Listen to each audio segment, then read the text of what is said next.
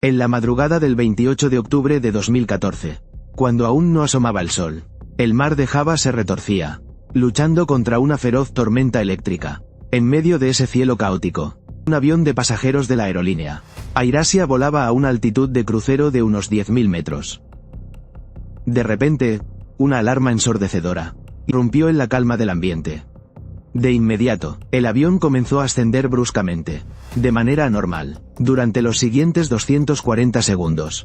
Apenas 4 minutos fugaces, la cabina se convirtió en un campo de batalla, en una lucha asfixiante entre el hombre y la máquina. Sin embargo, ese esfuerzo por resistir terminó en la desesperación, cuando el avión se precipitó en caída vertical, a una velocidad aterradora, sumergiéndose en el mar. En medio del pánico, las 162 vidas a bordo fueron tragadas por el mar enfurecido. ¿Fue esto consecuencia de la furia de la naturaleza, la traición de la tecnología moderna, o simplemente un pequeño error desde la yema de los dedos humanos? Sí. En este vídeo, los llevaré a descubrir todo el panorama del trágico accidente aéreo del vuelo QZ8501 de AirAsia. Hablando de AirAsia, quizás muchos ya la conocen bien. Es una aerolínea con sede en Malasia, destacando por el fuselaje rojo brillante llamativo y tarifas súper atractivas. Gracias a eso, AirAsia rápidamente construyó una red de rutas extensa, cubriendo más de 160 ciudades en la región Asia-Pacífico. El avión siniestrado en el incidente, en esta ocasión pertenecía a la filial AirAsia Indonesia, aunque operaba bajo la marca roja distintiva de AirAsia y con un modelo similar, debido a la política de protección de la aviación en Indonesia. El equipo de gestión en realidad era completamente local. Hasta finales del año 2014, AirAsia poseía y operaba un total de 25 aviones Airbus A320, entre ellos, el que llevaba el número de registro PKXC, que fue precisamente el avión fatídico en el vuelo QZ8501. Esa madrugada, el PKXC comenzó a cargar combustible en el aeropuerto de Surabaya. Una hora después, se preparaba para llevar a 155 pasajeros, en un trayecto de aproximadamente 1.500 kilómetros hacia Singapur. La persona responsable principal del vuelo, esta vez fue el capitán Iriyanto, de 53 años, exoficial de la Fuerza Aérea de Indonesia. Después de retirarse, pasó a ser piloto civil, acumulando más de 20.000 horas de vuelo, convirtiéndose en uno de los capitanes más experimentados. Lo acompañaba el copiloto francés Rémi Plessel, de 46 años, con el sueño de convertirse en piloto.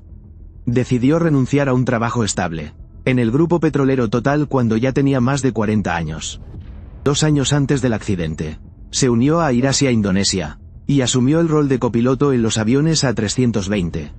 Aunque solo tenía 1.400 horas de vuelo, Plessel fue quien piloteó directamente el vuelo aquel día, mientras que el capitán Iriyanto se encargaba de supervisar y comunicarse.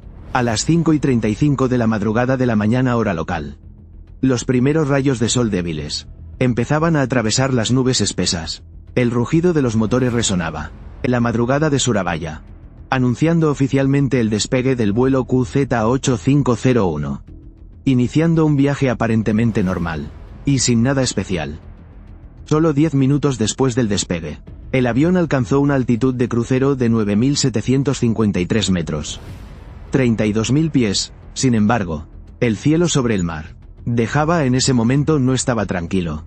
Una poderosa energía natural se estaba formando, con nubes de tormenta tan altas como murallas, bloqueando la ruta de vuelo. Especialmente, las cimas de estas nubes superaban los 15.240 metros, equivalente a 50.000 pies, convirtiéndolas en obstáculos gigantes y muy peligrosos para cualquier piloto. Al acercarse el avión a la zona de nubes densas, el copiloto inmediatamente informó a la tripulación, solicitando que todos los pasajeros se abrocharan el cinturón para prepararse ante posibles turbulencias al entrar en condiciones meteorológicas adversas. Sin embargo, solo 3 minutos después, una alarma monótona repentina sonó en la cabina, rompiendo la concentración de la tripulación. De inmediato, los dos pilotos dirigieron la vista a la pantalla ECAM, el sistema de visualización de errores del avión, donde apareció claramente un mensaje indicando que el sistema limitador de trayectoria del timón automático presentaba fallas. Este componente normalmente es controlado por el ordenador de estabilidad de vuelo, y tiene la función de controlar el ángulo del timón según la velocidad, para asegurar que el avión no gire en exceso cuando vuela a gran velocidad. Una situación similar a dar un giro brusco en la autopista. Este dispositivo limitador protege la estructura del avión de cambios repentinos que puedan desestabilizarlo, aunque es una parte crucial del sistema de seguridad de vuelo. Esta falla aún se podía controlar si los pilotos operaban el timón con cuidado. Consciente de ello, el capitán siguió el procedimiento indicado en la pantalla AECAM, reiniciando los dos ordenadores de estabilidad de vuelo. Inmediatamente el mensaje de error desapareció de la pantalla. En menos de 2 minutos, la tripulación ya había solucionado la falla, aparentemente no muy grave. Tras estabilizar la situación, los dos pilotos dirigieron su atención a la pantalla de navegación. Frente a ellos había una enorme masa de nubes de tormenta, cubriendo toda la ruta de vuelo. Al ver el peligro, el capitán envió inmediatamente una solicitud al control aéreo, pidiendo autorización para cambiar de rumbo y evitar el mal tiempo. Tras ser aprobada, el copiloto maniobró el avión hacia la izquierda y comenzó a desviarse. Sin embargo, poco después, una vez más se escuchó la alarma monótona. El mismo mensaje de error volvió a aparecer en la pantalla AECAM. Esta vez el capitán Iriyanto mantuvo la calma y repitió el procedimiento, reiniciando el ordenador de estabilidad de vuelo.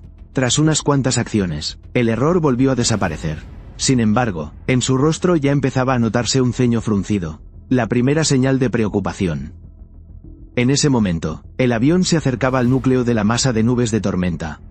El copiloto notó que la cima de las nubes subía rápidamente. Ante esa situación, la tripulación solicitó a Yakarta permiso para ascender a 11.582 metros, equivalente a 38.000 pies, para sobrepasar las nubes. Sin embargo, esta solicitud fue rechazada de inmediato, porque a esa altitud ya había otra aeronave en vuelo. El controlador no había terminado de explicarse cuando la alarma volvió a sonar por tercera vez. El capitán, por costumbre, procedió nuevamente a reiniciar el ordenador de estabilidad. Una vez más el error desapareció temporalmente, pero lo que nadie imaginaba era que solo 2 minutos después, la cuarta alarma volvió a sonar.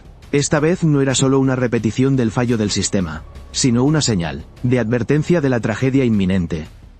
En medio de una tensión creciente dentro de la cabina, el copiloto se giró hacia el capitán y preguntó si debían seguir las instrucciones que aparecían en la pantalla AECAM o no. Sin embargo, el capitán Iriyanto rápidamente desestimó la duda y respondió con firmeza: no le prestes atención al ECAM, tengo una mejor idea. Su respuesta no fue una decisión impulsiva. En realidad, 3 días antes del vuelo QZ8501, el propio capitán Iriyanto había pilotado este mismo avión PKA-XC en el trayecto de Surabaya a Kuala Lumpur. En esa ocasión, justo después de completar el encendido de motores, la pantalla AECAM mostró inesperadamente un mensaje de error relacionado con el limitador de trayectoria del timón.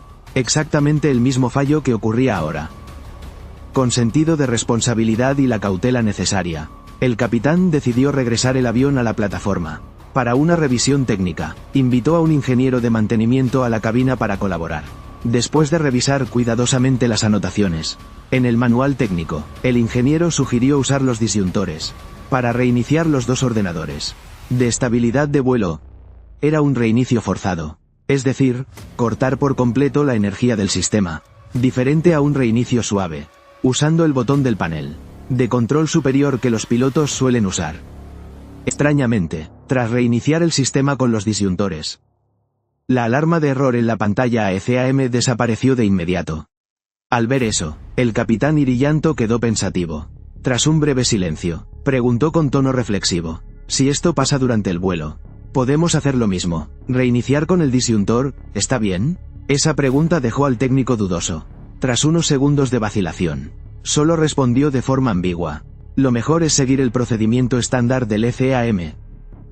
Aunque no recibió una respuesta clara, parece que la idea de usar disyuntores en pleno vuelo había sembrado en la mente del capitán experimentado una alternativa más rápida y directa, y así, el avión se preparaba nuevamente para retroceder y despegar.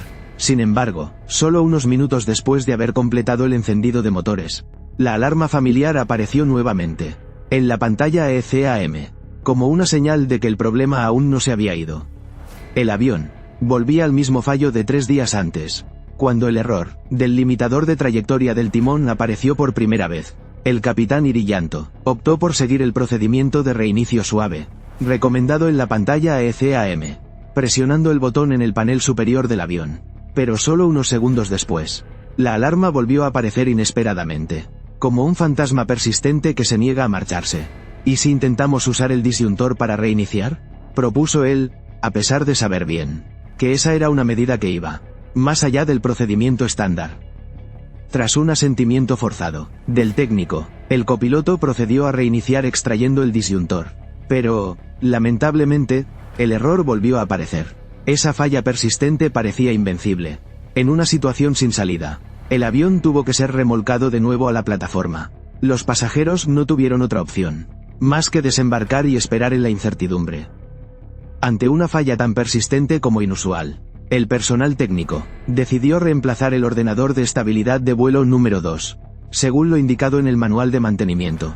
Sin embargo, el almacén de repuestos en el aeropuerto de Surabaya no disponía de componentes de reemplazo. Ante la urgencia, tuvieron que desmontar un ordenador de estabilidad de otro Airbus que estaba en mantenimiento y colocarlo temporalmente en el PKA-XC. Fue una solución improvisada, parche sobre parche, pero sorprendentemente efectiva. En los vuelos de ida y vuelta a Kuala Lumpur, la alarma de error dejó de aparecer. Al día siguiente, el equipo de mantenimiento logró reemplazarlo por un ordenador de estabilidad completamente nuevo, dando la impresión de que el problema había sido resuelto. Sin embargo, el 27 de diciembre, solo un día antes de la tragedia, la alarma de error volvió a aparecer inesperadamente, como un fantasma que regresaba de un recuerdo oscuro. Quienes seguían el caso habrán notado que la raíz del problema quizás no estaba en el propio ordenador de estabilidad de vuelo. Entonces, en realidad, ¿cuál era la verdadera causa de la falla recurrente? Regresemos ahora al vuelo QZ8501. En medio del cielo, cubierto por una masa de nubes tormentosas gigantescas, el capitán Iriyanto mostraba una gran frustración. En su mente revivía la experiencia de 3 días atrás. El mismo fallo aparecía como un fantasma persistente. Con la tensión en aumento, tomó una decisión audaz y extremadamente peligrosa. Manipuló directamente los disyuntores eléctricos a una altitud de aproximadamente 10.000 metros para reiniciar el sistema de ordenadores de estabilidad de vuelo. Peor aún, no lo comunicó previamente al copiloto, quien en ese momento era el piloto al mando. Sin previo aviso, el capitán extendió la mano y extrajo 2 disyuntores del ordenador de estabilidad número 1. Una acción absolutamente prohibida en pleno vuelo, ya que estos disyuntores cumplen un papel crucial en el sistema de control de vuelo. Podría parecer que todo acabaría ahí, pero no. Tras devolver los 2 disyuntores a su posición original, en lugar de pulsar el botón FAC1 para reiniciar el ordenador, el capitán se dirigió hacia la parte trasera del asiento del copiloto para buscar los disyuntores del ordenador número 2, en un estado de pérdida de control. Extrajo también los 2 disyuntores del ordenador de estabilidad número 2, el componente que reemplazaba al número 1. En ese instante, todo el sistema de control de estabilidad del avión quedó desactivado. El piloto automático y el control automático de gases se desconectaron. El sistema de control de vuelo electrónico, fly-by-wire, pasó al modo alternativo, lo que significaba perder la mayoría de las protecciones de vuelo. Sin embargo, las consecuencias no terminaron ahí. Sin intervención del ordenador, el timón se desvió 2 grados a la izquierda por inercia, haciendo que el avión se inclinara hacia la izquierda, a una velocidad de 6 grados por segundo. El capitán no estaba preparado para la situación de degradación del sistema, así que al perder el control, solo pudo gritar, «Dios mío», y se apresuró a volver a su asiento, presa del pánico. Al mismo tiempo, el copiloto, que estaba pilotando el avión, también entró en estado de shock y confusión. Parecía quedarse mirando fijamente la pantalla ECAM con una serie de alertas continuas, sin darse cuenta de que el avión se inclinaba hacia la izquierda. Cuando reaccionó, la inclinación ya era de 54 grados, superando con creces el límite seguro de un avión comercial. Preso del pánico, el copiloto giró bruscamente el control hacia la derecha para corregir el rumbo. En solo 2 segundos, la inclinación se redujo a 9 grados. Sin embargo, ese cambio tan brusco que provocó que el copiloto perdiera la orientación espacial, en un estado de confusión, continuó manipulando de forma excesiva provocando una nueva inclinación a la izquierda de 53 grados. Un error repetido similar al del copiloto. Bonin en el vuelo Air France 447. Maniobrar con fuerza a gran altitud, sumado al reflejo de tirar con fuerza el control hacia atrás, hizo que el morro del avión se elevara. Una maniobra extremadamente peligrosa. A esa altitud, el aire es más enrarecido, y cada unidad de sustentación requiere mayor velocidad.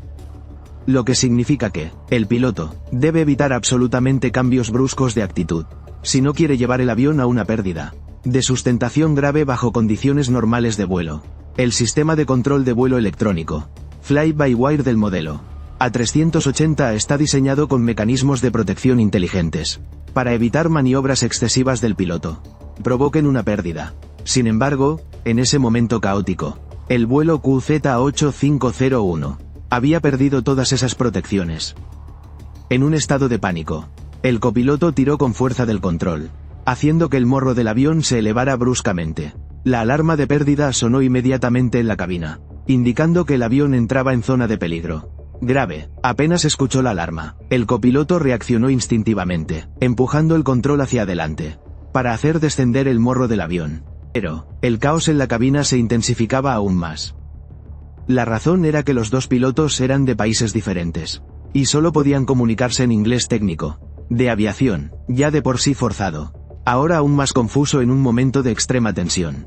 El capitán Iriyanto, aunque sabía que debía empujar el control hacia adelante, para reducir el ángulo de ataque, accidentalmente gritó una orden ambigua: pull down. Un error lingüístico fatal. En la terminología aérea, pull, tirar, significa elevar el morro del avión, mientras que push, empujar, es la acción correcta para hacerlo descender. Este malentendido mortal llevó al copiloto, que ya estaba desorientado, a interpretar completamente mal la orden del capitán. Sin dudarlo, tiró el control completamente hacia atrás una vez más. Inmediatamente el avión volvió a levantar el morro. La velocidad de ascenso se disparó a 3.352 metros por minuto, equivalente a 11.000 pies por minuto, una cifra inaceptable para un avión comercial. Mientras tanto, los motores no eran capaces de mantener el empuje requerido para tal nivel de consumo energético. El indicador de velocidad descendía como un objeto fuera de control, mientras la alarma de pérdida seguía sonando. El copiloto perdió completamente la conciencia situacional cuando el avión alcanzó un ángulo de ascenso peligroso de 48 grados. El ascenso frenético consumió toda la energía aerodinámica restante. En tan solo 30 segundos, habían subido más de 1.800 metros, superando los límites de seguridad. A esa altitud, el aire era demasiado delgado para generar sustentación. Y como resultado, el ala izquierda fue la primera en entrar en pérdida. La pérdida asimétrica de sustentación hizo que el avión se inclinara a la izquierda hasta 104 grados. Casi completamente invertido. El QZ8501 comenzó a caer en picada, desde una altitud de 10.000 metros. En ese momento, el capitán Iriyanto, un veterano expiloto de combate, por fin reaccionó completamente. En toda su carrera civil, nunca se había enfrentado a una situación tan extrema. Finalmente, recordó que él también tenía un control, y comenzó a girarlo hacia la derecha, esperando devolver el avión a una posición estable. Milagrosamente, la maniobra del capitán comenzó a surtir efecto. El avión empezó a recuperar el vuelo nivelado. Inmediatamente empujó el control hacia adelante con fuerza, esperando bajar el morro del avión y salir de la pérdida. Pero justo cuando había un atisbo de esperanza, ocurrió otro error crítico. No presionó el botón de toma de control, el botón rojo, Take Over, en su control, ni avisó al copiloto que estaba tomando el mando. Esto fue especialmente grave, porque en los Airbus modernos, los dos controles no están mecánicamente conectados. En otras palabras, los dos pilotos no pueden saber lo que el otro está haciendo, si no hay una comunicación clara. Cuando ambos controlan a la vez, el sistema simplemente suma las señales de ambos, en lugar de priorizar una. Aunque el sistema está equipado con la alerta Dual Input, que avisa cuando ambos controlan simultáneamente, ese sonido de alerta tiene menor prioridad que la alarma de pérdida Stall, por lo que en esta situación nunca llegó a sonar. Pero en ese momento, el copiloto aún seguía. Continuaba tirando del control hacia atrás sin parar, siguiendo exactamente la orden ambigua y fatal de pull, que el capitán había gritado antes. Una confusión lingüística llevó al avión a entrar en una espiral fatal. Y así fue como los dos pilotos luchaban por controlar el avión, sin saber lo que el otro estaba haciendo. La cabina quedó envuelta en un silencio aterrador. Sin una sola palabra, solo el sonido constante de la alarma de pérdida, que sonaba como una profecía oscura. Rodeados por nubes tormentosas caóticas, con visibilidad prácticamente nula, los dos pilotos solo podían confiar en los instrumentos y las pantallas para juzgar la actitud del avión. Mientras tanto, el avión temblaba violentamente, empeorando cada vez más su estado de pérdida. El capitán Iriyanto hizo todo lo posible por empujar el control hacia adelante, intentando bajar el morro del avión, pero no recibió ninguna respuesta clara por parte del sistema. En su duda, pensó que los instrumentos estaban defectuosos, y cambió a la fuente de presión barométrica de reserva, pero el resultado no cambió. El avión no volaba hacia adelante, sino que caía a una velocidad aterradora, 3.657 metros por minuto, equivalente a 12.000 pies por minuto. Mientras tanto, el morro y las alas del avión permanecían niveladas, sin generar sustentación alguna. Desafortunadamente, si en ese momento el piloto hubiera bajado el morro con decisión, para permitir que el aire fluyera sobre las alas, y generar la sustentación necesaria, quizás el QZ8501 todavía habría tenido una oportunidad de sobrevivir. Pero ambos pilotos no comprendían completamente la situación real. El copiloto seguía fiel a la orden ambigua de pull down, tirando con fuerza del control hacia atrás, elevando el morro del avión. Mientras tanto, el capitán empujaba el control hacia adelante, pero no con la fuerza suficiente para contrarrestar la señal opuesta. Dos comandos de control contradictorios fueron enviados simultáneamente al sistema. Provocó que el avión quedara en una actitud de morro elevado anormal, y siguiera cayendo en picada, como una hoja marchita arrastrada por el viento de tormenta. Aunque en los últimos segundos, la velocidad de descenso se redujo un poco, el avión ya se encontraba en una pérdida profunda, deep stall, sin posibilidad de recuperación, entre olas blancas espumosas, agitadas por la tormenta, como garras heladas del océano, listas para desgarrar la vida de 162 personas, que se encontraban dentro del avión. Desde el momento en que el capitán retiró los dos disyuntores, solo habían pasado exactamente 240 segundos. Apenas 4 minutos. El vuelo QZ8501 de AirAsia se precipitó en línea recta al mar de Java, terminando en una tragedia devastadora. Esa acción que rompió los protocolos de forma impactante. La maniobra que el capitán Iriyanto consideró una solución proactiva, resultó ser la causa directa de la catástrofe. La verdad solo salió a la luz cuando aparecieron restos desde el fondo del mar, y se recuperó la caja negra, tras varios días de búsqueda. Los investigadores, al analizar la caja negra de datos de vuelo, descubrieron una verdad estremecedora. El origen del fallo no estaba en el ordenador de estabilidad de vuelo, ese que el capitán insistió en reiniciar a toda costa. El verdadero culpable era una pequeña soldadura dentro del limitador de trayectoria del timón. Un componente aparentemente insignificante. Esa soldadura, bajo la humedad constante de la temporada de lluvias en el sudeste asiático, fue acumulando humedad día tras día, hasta que causó cortocircuitos intermitentes dentro del limitador de trayectoria del timón, provocando repetidas alertas de fallo del sistema. Una alerta molesta, que se convirtió en el inicio de la tragedia. Al revisar el historial de mantenimiento del Airbus, con número de registro PKAXC, el avión involucrado en el vuelo QZ8501, surgió una cifra escalofriante. Desde enero de 2014, hasta el momento del accidente, el limitador de trayectoria del timón había fallado un total de 23 veces. Lo más preocupante es que solo en noviembre hubo 5 fallos, y solo en diciembre, el mes en que ocurrió la tragedia, hubo hasta 9 fallos. La investigación oficial reveló una verdad dolorosa. El sistema de mantenimiento de AirAsia Indonesia presentaba fallas fatales. En Indonesia, los pilotos no están obligados a registrar informes técnicos después de cada vuelo, una norma que parece menor, pero que sin quererlo, facilitó que los riesgos ocultos se acumularan con el tiempo. Al enfrentar alertas de errores repetitivos, el personal de mantenimiento, en lugar de analizar tendencias o investigar seriamente la causa raíz, eligió ignorarlas y aplicar soluciones temporales, continuando la operación como si nada hubiera pasado. Los pequeños problemas ignorados en cada etapa, desde la cabina hasta el departamento técnico, Desde los manuales hasta los procedimientos de supervisión, se combinaron en una tragedia devastadora, que arrebató la vida de 162 personas inocentes. El vuelo Air France 447, que cayó en el Atlántico en 2009, ya había sido una advertencia contundente para la aviación mundial.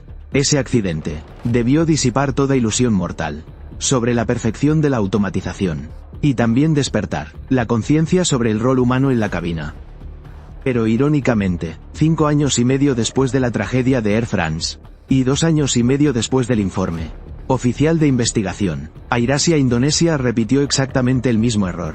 Y no quedó allí. Otras tragedias como el vuelo Adam Air 574 en 2007, o Sriwijaya Air 182 en 2021, se repitieron con detalles inquietantemente similares.